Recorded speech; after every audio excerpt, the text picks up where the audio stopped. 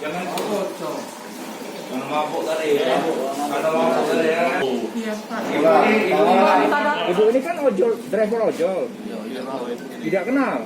Drivernya ibu ini, siko-sikonya cewek yang jadi driver. Dia sudah dikasih tahu kasih anak tapi tidak peduli. Nah, iya, sudah dikasih tahu kan?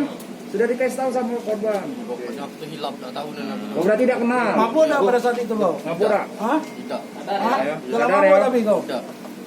Kalau mabuk tak nggak tuh? Iya, galak. Mabuk apa? Pikor atau apa? Lem? Sabu? Minum. Oh, pas Sabu apa? minum ya. Sabu apa? Sabu? Mama nggak tuh? Sabu? Oh, ya sudah berarti. Iya. Oke. Oke? Lari ke dusun. Lari ke dusun. Lari keluar, Pak. Di mana dusunnya, Mana Pak? dusunnya? Umring. Komering. Komering ini apa? Nih, kau. Tanah Abang. Tanah Abang. Kota Negara. Kota Negara. Pandai niku.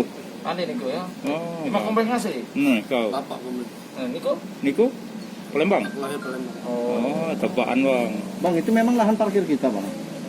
Iya. Legal itu. Legal tapi ya. Iya. Tapi nggak ada surat tugas ya. Iya. Nah, nggak ada surat tugas ya, Bang. Ngapa gitu pacak mukul itu, Pak? Hilap. Hilap. Oke. Mabuk enggak, Pak, waktu itu, Pak? Tidak.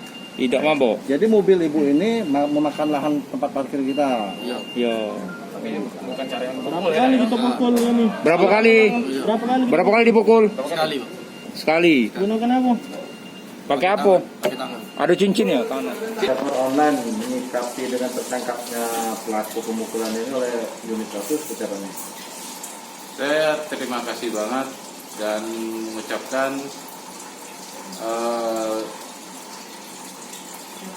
terima kasih yang sebesar-besarnya untuk Jatan Ras Polda yang sudah mengungkap masalah premanisme yang ada di Kota Palembang ini. Jadi diharapkan proses hukum tetap lanjut untuk memberikan efek jerah ya.